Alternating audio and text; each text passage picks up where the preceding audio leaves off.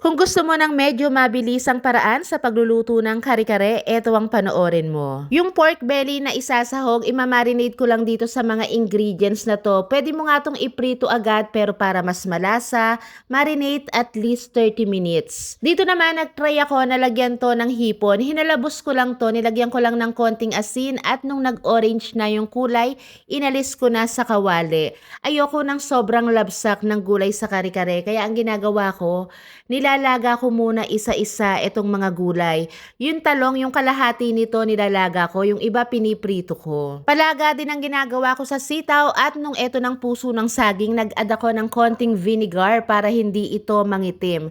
So, bahala ka na kung gaano mo kalambot ito lalagain. Para sa sauce, binubusa ko muna itong rice flour. Tapos, after ko mabusa, aalisin ko muna sa kawali. Saka sa anato oil, magigisa lang ako ng sibuyas bawang. Ilalagay ko yung binusang rice flour.